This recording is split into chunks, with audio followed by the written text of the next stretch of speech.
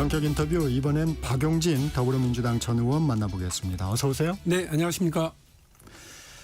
이 국회 대정부 질문에서 나왔던 민주당 부승찬 의원이 제기한 조희대 대법원장과 한덕수 전 총리 회동설 파장이 큽니다. 이 사안 지금 어떻게 보고 계십니까? 그러니까 바둑으로 치면 민주당이 선수를 놨는데 맞대응하는 그 대법원장이 맞대응 응수한 거 아니에요? 그 이제 다음 수는 민주당이 팩트수예요. 팩트수. 누가 팩트를 가지고 있고 맞느냐의 문제인데 저는 기본적으로 국회의원 해봤던 사람이고 또 민주당의 당적을 가지고 있는 사람이니까 민주당의 국회의원이 그 아무런 근거나 정황 파악 없이 저렇게 그 의혹 제기용으로만 하진 않았을 거다 이렇게 믿고 있고요.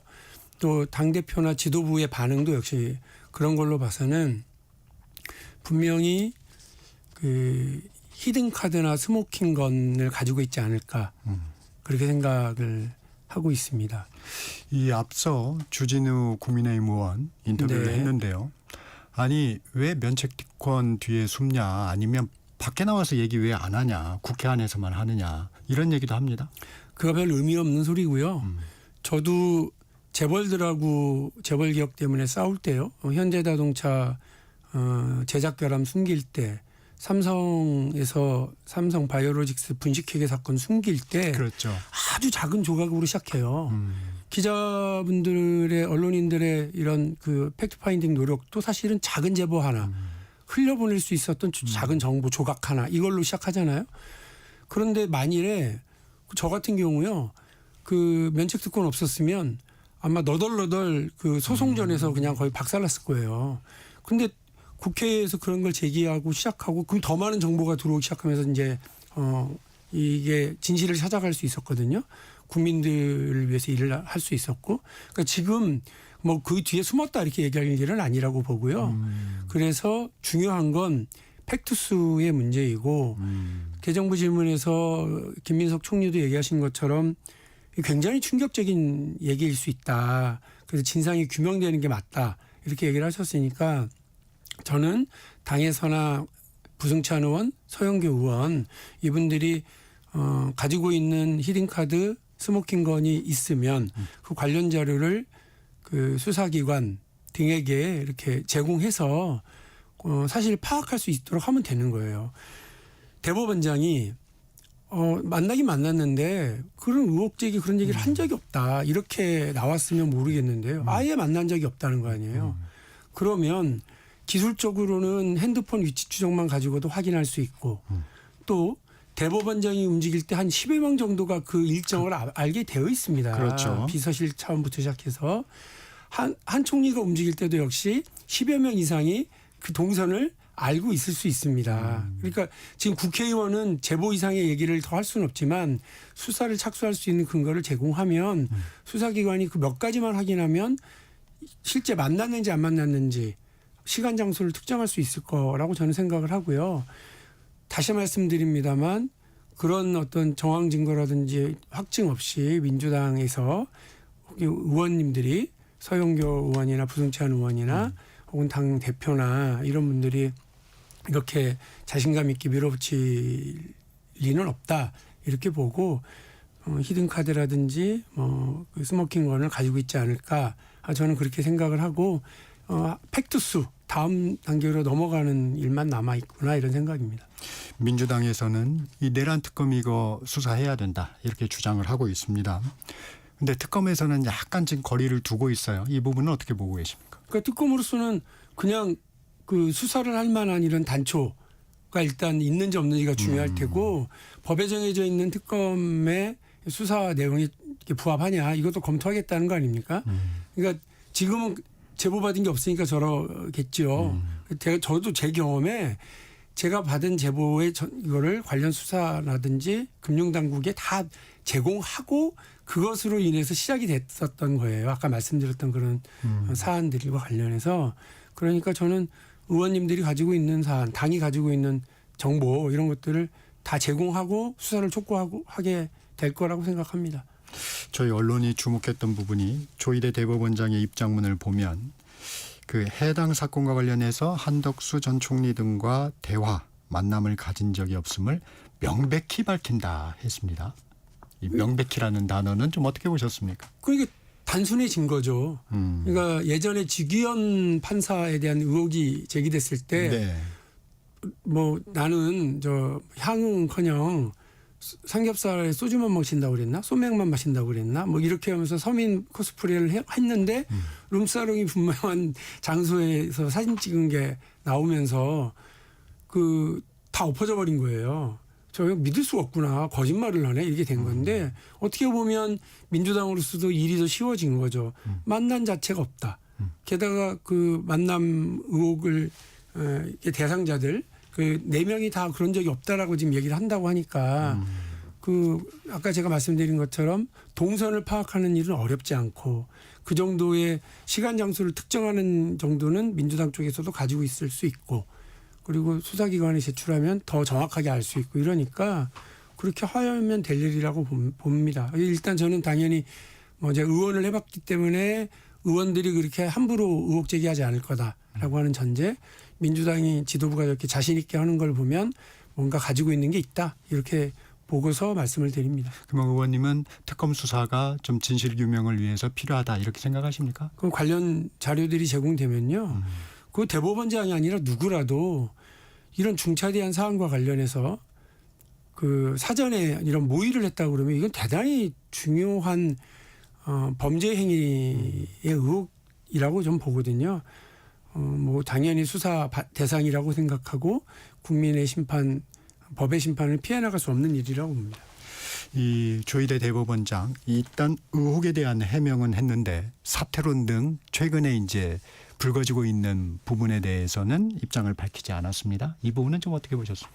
아니, 정면 대응을 한 거고요. 그다음에 뭐 본인은 사퇴할 이유가 없다 이렇게 얘기하신 거라고 저는 봅니다. 하여튼 수사가 좀 필요하다는 의견은 가지고 계시다. 조국혁신당에서는 조희대 대법원장의 탄핵 소추안을 준비해뒀다면서 조희대 없는 대법원, 직위원 없는 재판부를 만들겠다고 공언을 하고 있습니다. 민주당 지도부는 탄핵 얘기는 언급은 하고 있지만 탄핵엔 약간 거리를 두고 있습니다. 어떻게 보고 계십니까? 이제 탄핵은 헌법 65조 2항에 따르면 과반이면 탄핵 소추는 가능하거든요. 물론 헌법재판소에서의 다시 최종 이제 최종적으로 이제 판정이 있어야 되겠습니다만, 네. 근데 조국혁신당은 야당이잖아요. 야당이니까 어쨌든 그렇게 얘기하실 수는 있는 거라고 생각합니다만 민주당으로서는 저는 뭐 어쨌든 지금 단계에서는 뭐 탄핵에 대한 뭐 즉각적인 행동 이렇게까지 가는 것보다는 어쨌든 진실 규명을 중심으로 해서 사법개혁에 대한 이야기들을 하고 있는 단계라고 생각합니다. 의원님은 하여튼 이 의혹과는 별개로 이 대법원장 사퇴론에 대해서는 좀 신중한 입장이셨죠? 네, 그렇습니다. 그러니까 뭐 구체적인 물증이나 이런 게 있으면 당연히 아까 말씀드린 것처럼 수사 대상이고 엄중하게 처벌해야 될 일이 분명하겠습니다만 그게 아니라면 단순히 이렇게 정치적 압박용으로만 탄핵을 얘기하는 건 또 사퇴 정도는 언급하는 건 뭐 어떻게 보면 그 프라이팬 위에 이렇게 요리하는 수준이니까 정치적으로는 가능한 범주에 있다고 저는 봐요. 정당으로서. 예, 그러나 이제 탄핵 절차로 들어가는 건 저희가 야당일 땐 탄핵 절차에 대해서 이렇게 밀어붙일 수 있었지만 지금 여당에서 여의도발 어떤 정치 이슈를 가지고 탄핵 절차를 막 밟아간다. 그러면 이 이슈가 한 2달, 3달 이렇게 또 갈 텐데 그렇게 되는 건 대통령 국정 운영에 부담으로 작용할 수도 있고요. 대통령에게 몰려야 될 어떤 시선, 스포트라이트를 분산시키는 효과가 될 수도 있으니까 신중해야 된다. 그런 판단입니다. 필요하면 수사기관에 의뢰하고 수사해달라고 요청할 수는 있겠지만 탄핵 절차를 밟아나가는 건 그 뒤에도 얼마든지 가능한 문제라고 봅니다. 이재명 대통령 최근 국무회의에서 공직자의 권한은 국민에게 위탁받은 것임을 강조하면서 권력을 자기 것이라 착각하지 말아야 한다고 꼬집었는데 이게 조 대법원장 겨냥한 건가요? 권력을 가진 모든 사람에게 해당되는 말씀을 하신 거라고 보고요. 물론 네. 그때 전체 맥락에서는 사법부에 대해서 이야기를 네. 하면서 얘기를 했습니다만 어쨌든 지금 사법개혁에 대한 여론이 높아진 거는 그 지금의 대법원 구성원들이 지금의 대법원에서 그 이재명 대통령 당시 그 선거법 재판에 대한 너무나 그 이전과는 다르게 막 신속하게 밀어붙이는 막 그 조급하게 밀어붙이는 그런 상황. 그다음에 주기현 판사의 그런 뭐 행동과 윤리적인 내용 이런 부분들 때문에 생긴 거니까요. 그와 관련해서는 대답하지 않고 그 자기들의 그 어떤 권리 이런 것에 대해서는 재판 독립이라고 하는 그 외투 뒤로 숨는 거 방어막 뒤로 숨는 거는 적절치 않다. 이제 이런 원칙적인 입장이었다고 생각합니다. 대통령실에 대해서는 우상호 정무수석이 조이대 사퇴론에 대해서 뭐 논의한 바도 없고 논의할 계획도 없다. 이렇게 이제 선을 그었는데 그 하루 전에 있었던 이제 강유정 대변인의 이 부연하면서 나왔던 원칙적 공감이라는 말이 좀 파장을 일으켰습니다. 이 논란은 좀 정리된 건가요, 이제? 입장 없다가 입장으로 알고 있습니다. 그렇게 입장을 정하시죠. 네. 장동혁 대표 조이대 대법원장에 대한 여권의 사퇴 압박 논란에 대해서 여당이 공격을 하고 대통령실도 원칙적으로 공감하는 것은 대통령 탄핵 사유가 된다고 말을 했습니다. 일단 대통령실에서 정리를 하긴 했지만 만약에 원칙적으로 공감한다는 뜻이 있다면 이건 탄핵 사유 된다고 보십니까? 말도 안 되죠. 그러니까 입장 없다가 최종 입장인데 장동혁 대표 얘기로면 입장 없으면 탄핵 대상이다 이런 식으로 돼버리거든요. 말이 안 되는 거고 또 지금 장동혁 대표의 그 탄핵 언급은 일종의 그 섀도우복싱 같은 거잖아요. 그러니까 그냥 혼자서 주먹질 이렇게 허공에 내지르고 있는 건데 그 과반에 이르지 못하는 야당이 그 탄핵을 얘기하는 건 그 이 섀도우복싱조차도 그냥 입에서 나는 소리, 입에서만 소리를 낼 뿐이지 허공을 가르는 주먹의 소리도 아니고요. 그래서 별 의미 없는 그냥 정치적 공세, 야당 대표로서 그냥 비판을 위한 비판 이런 거에 불과하다고 생각합니다. 국민의힘에서는 사법개혁이라는 말에 동의하지 않던데 민주당 대법관 증언 등을 담은 사법개혁안 다음 주에 발표를 한다고 합니다. 법원에서는 좀 법원장 회의도 열었고 좀 우려를 표하고 있는데 어떻게 좀 전망하십니까? 그러니까 법원 내에서도 그런 이야기가 나왔잖아요. 어저께 송모 부장판사가 이재명 당시 대표의 선거법 사건에 대한 그 대법원의 판결, 파기환송 그리고 직위원회에 대한 빠른 어떤 윤리감사 결과 발표 이런 것들이 좀 있어서 국민적인 여론에 대해서 일정하게 답을 하고 그리고 그 대법원에서 얘기하는 우리 의견도 반영해달라라고 하는 절차가 있어야 입법부와 사법부의 대결이 아니라 논의가 시작되는 건데 지금 이렇게 일방적으로 그렇게 뭐 재판 독립이 중요하다라고 하는 원론만 가지고 한다고 해서 이게 되겠냐? 그거 귀담아 들어야 될 부분이라고 생각합니다. 대답을 대신 하신 것 같습니다. 그 말로. 국민의힘 당내 분위기가 좀 어수선해 보입니다. 중진 나경원 의원이 패스트트랙 충돌 사건으로 징역 2년을 구형받았습니다. 검찰의 구형량은 좀 어떻게 보셨어요? 패스트트랙 그과 관련해서 그 국회 선진화법이거든요. 국회에서 다시는 폭력 사태가 있어서는 안 된다라고 하는 여야의 공감, 국민적인 동의 이걸 위해서 엄하게 만들었거든요.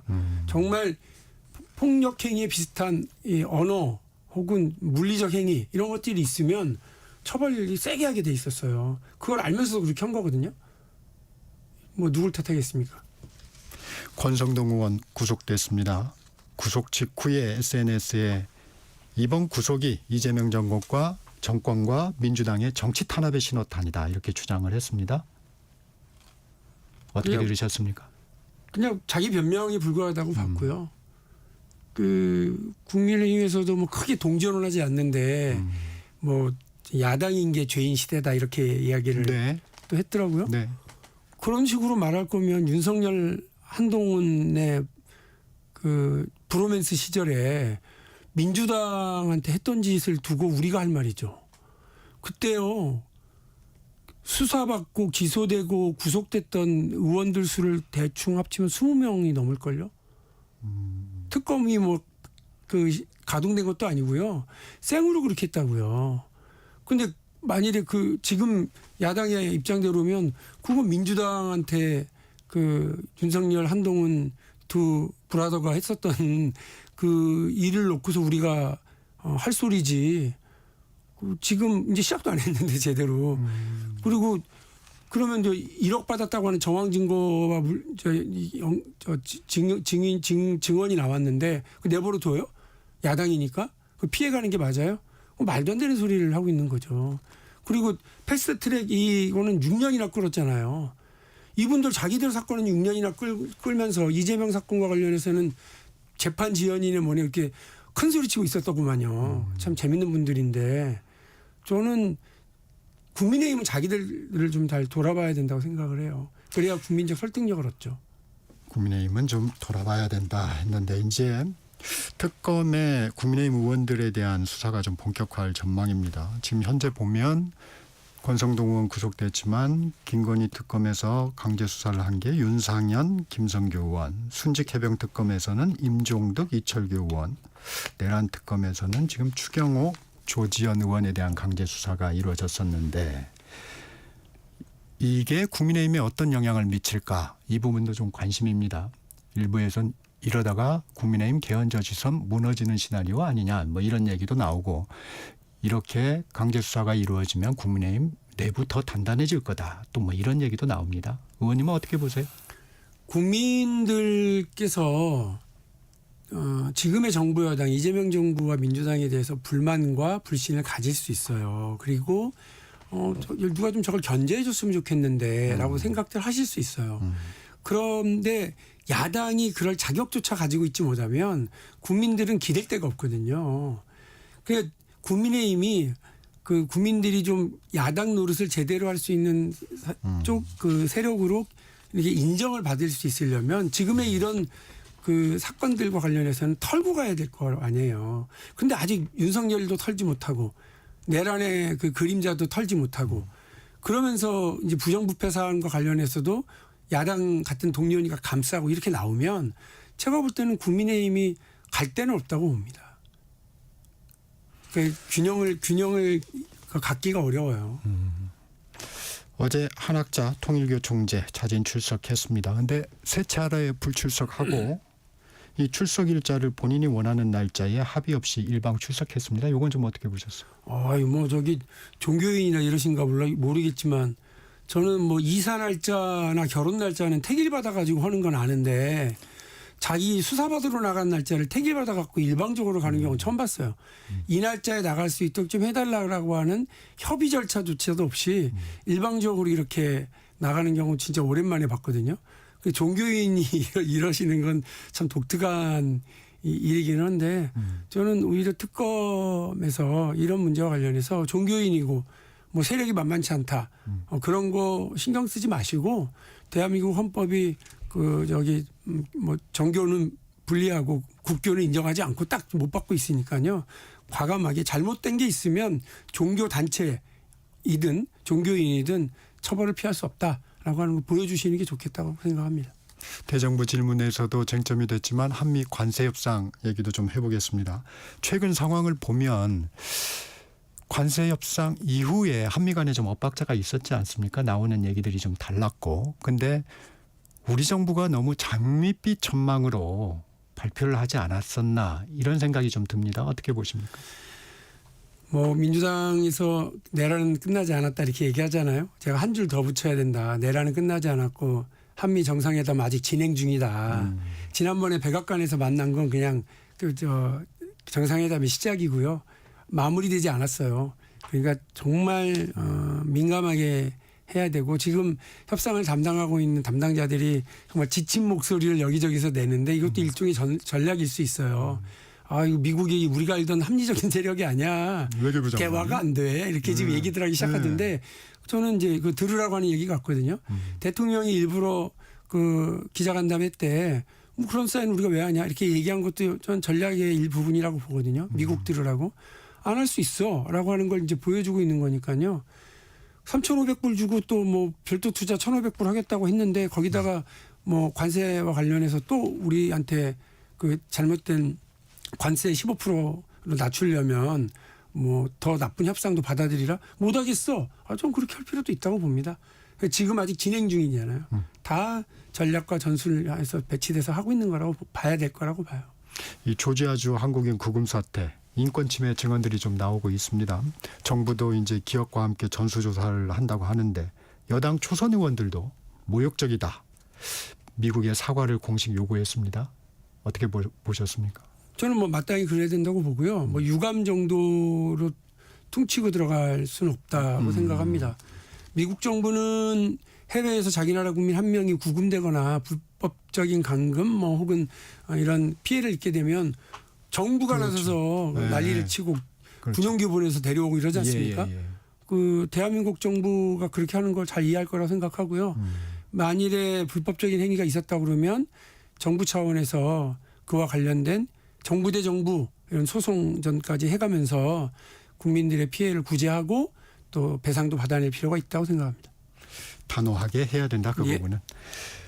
국민의힘은 관세 협상과 그 구금 사태에 대해 의문이 많다며 국정조사 요구서를 제출했습니다. 국정조사 필요합니까? 국정조사라고 하는 게 뭐 대단한 건 아니니까요. 그 뭐 질문에 답할 수 있는 기회는 얼마든지 있을 거라고 생각하는데 국정조사 말고 상임위에서 일단 철저하게 좀 해주세요. 그래서 상임위에서 철저하게 하고 상임위에서도 얼마든지 자료 제출하고 받을 수 있잖아요. 그러니까 그 정도의 팩트 파인딩을 좀 하신 다음에 지금 정부가 잘못한 게 있으면 국정조사로 가야지 언론 보도 뒤따라다니면서 그냥 이렇게 하는 건 야당으로서 조금 부끄러운 일이니까요. 뭔가 좀 노력을 먼저 해주신 다음에. 네. 외교 사안인데 약간 국정조사나 이런 부분 많은 얘기를 정부도 내놓을 수는 없는 거 아닌가요? 어떻습니까? 그렇죠. 일단 야당이더라도 이런 경우는 한 팀이 좀 됐으면 좋겠거든요. 그래서 저는 뭐 말씀드린 것처럼 국민들이 궁금해하거나 의혹이 제기되는 거 있으면 상임위에서 관련 상임위가 여러 개니까요. 팀워크 잘 짜서 야당이 하실 수 있을 거라고 봐요. 국정조사 한다고 그래가지고 괜히 들쑤시는 방식으로 가지는 않았으면 좋겠습니다. 이 부분도 좀 대정부 질문에서 현안이 됐는데 소비 쿠폰 얘기 좀 해보겠습니다. 2차 소비 쿠폰이 이제 지급될 예정인데 서울시가 좀 볼멘 소리를 합니다. 이 소비 쿠폰 발행했다는 부담으로 3,500억 원 마련을 위해서 지방채를 발행해야 한다. 어떻게 들으셨습니까? 근데 서울시가 그렇게 하는 거는 서울시가 재정 상황이 제일 좋기 때문에 서울시가 부담을 좀 다른 지자체보다는 많이 갖는 건 맞아요. 그런데 이거를 우리가 재정 부담이 크다라고 얘기하는 거 하면서 뒤에서는 또 서울시가 만든 공공 배달 앱 땡겨라고 있거든요. 거기 가보시면 엄청나게 홍보하고 있어요. 민생 쿠폰 받으시는 거 우리 땡겨에서 하면 중복으로 할인받고 또 여러 가지 혜택이 많습니다. 이렇게 하시죠. 이러면서 거의 불만이 많아갖고 잘 사용되지도 않았던 서울시 공공배달앱 땡겨요가 지금 불이 나고 있어요. 그러니까 서울시가 앞에서는 그 이재명 정부 때문에 힘들어 죽겠다고 이렇게 징징징 그러면서 뒤에서는 자기들도 실적 쌓고 이렇게 홍보하고 있거든요. 그러니까 앞에서는 정부 비난하고 뒤에서는 실속 챙기는 이중 플레이, 오세훈 시장식의 이런 이중 플레이는 그냥 정치적 쇼맨십에 불과한 거 아닌가 싶고요. 서울시가 재정 자립도가 제일 좋기 때문에 그런 거를 가지고 이렇게 볼멘 소리 하기 이전에 어쨌든 이것 때문에 서울시 권역 전체에 어떤 소비가 살아나고 자영업자들의 숨통이 트이고 하는 그런 경제 효과에 대해서 좀 먼저 바라봐야 된다. 정부를 공격할 생각만 가지고 이런 문제를 언급하는 건 서울시장으로서의 어떤 무게감에 맞지 않는 낮은 좀 수준 낮은 비난에 불과하다고 봅니다. 오 시장 얘기 나온 김에 좀 해보겠습니다. 한강버스 오늘 네. 정식 운항이 되는데 의원님께서는 또 전시행정이라고 좀 비판하셨더라고요. 어떻게 보십니까? 문제가 많아요. 근데 이걸 그냥 서울에 새로운 관광 명소가 생겼습니다. 관광 명물입니다라고 했으면 아무 문제가 없을 수도 있는데 대중교통 수단이라고 계속 홍보하고 강조하고 있거든요. 네. 근데 이게 마곡에서 잠실까지 가는데 원래 얘기했었던 70몇 분대가 아니라 지금 2시간 한 20분대 가까이가 지금 된다는 시간이 거 좀 아니에요? 오래 걸리더라고요. 예. KTX로 치면 KTX도 대중교통 수단이잖아요. 서울에서 부산 가는 시간에 이걸 대중교통으로 누가 이용할까라고 하는 실효성 때문에 전시행정 얘기가 나올 수밖에 없고요. 이거 지금 아까 그 재정 자립에 재정 악화에 힘들다라고 징징대면서 이거 운영하는 데는 서울시가 예측한 걸로 봐도 한 150억 정도가 적자예요. 이거는 서울시 재정으로 메꿔야 될 것 같거든요. 그렇게 되면 해마다 150억은 생으로 들어가야 될 일이고 또 배 한 척 만들어 본 적이 없는 신생업체한테 수주를 주면서 선 지급은 210억을 먼저 해버렸어요. 그리고 제때 제날짜에 배도 인수받지도 못했어요. 그리고 비 오면 어제 본 것처럼 그 배가 뜨지도 못해요. 결빙되면 뜨지도 못해요. 바람 많이 불어도 어려워요. 시민 안전 때문에 여러 가지 어려운 상황이 많은데 저는 이거는 당연히 전시행정, 졸속행정인데다가 오세훈 시장의 5선 도전인가요, 이제? 내년 선거를 바라본 선거용 정치행정이다라고 규정할 수밖에 없고 그 관련 의혹과 관련해서는요 심각한 저는 뭐 문제들이 많아서 경우에 따라서 이것도 수사 대상일 수밖에 없거든요. 신생업체한테 저렇게 덜컥 일을 맡겨? 그리고 그 업체가 배도 한 번 안 만들어봤는데 그 배는 잘 뜰까요? 여러 가지 문제가 많죠. 그래서 이런 졸속행정의 뒤에 검은 거래 이런 건 없는지도 파헤쳐봐야 될 대상이 아닌가 싶습니다. 이 마지막 질문이 될 것 같은데 내년 지방선거에서 안호석 연대라는 말이 나옵니다. 안철수 의원, 오세훈 시장, 이준석 개혁신당 대표 연대 소리 나오고 있는데 어떻게 보세요? 그분들 근데 각자 욕심이 너무 많아서 어떤 공통분모를 가지고 하실지는 모르겠지만 뭐 민주당으로서는 그분들이 연대하면 모르죠. 이제 긴장해야 될 틀이 생길 수 있고요. 그 쉽게 뭐 만들어지지는 않겠지만 만들어지게 된다 그러면 뭐 서울 그리고 수도권하고 저기 뭐 그 중부 뭐 충청권에서는 민주당으로서는 지방선거를 앞두고 긴장해야 될 측면도 있겠다. 근데 그게 어떤 방식으로 당을 뛰어넘어서 만들어질 건지 아니면 그 개혁신당과 국민의힘이 합당하는 프로세스를 가지고 만들어질 건지는 모르겠습니다. 그건 좀 지켜봐야 될 일인 것 같아요. 효과나 만약에 된다면 파괴력은 있을 거라고 판단하시는 있을 거군요. 겁니다. 예, 그래서 지금의 그 국민의힘에 대해서 아까 제가 말씀드렸던 고개 절레절레 흔드는 그런 보수 유권자들 혹은 중도적 유권자들이 이분들의 연대를 통해서 뭔가 다른 그림을 기대하는 기대감을 줄 수는 있지 않겠나 싶기는 합니다만 아까 말씀드린 것처럼 각자 욕심이 너무 많은 분들이라 쉽게 되겠습니까? 네, 여기까지 듣겠습니다. 지금까지 박용진 더불어민주당 전 의원이었습니다. 고맙습니다. 감사합니다. 정책 시사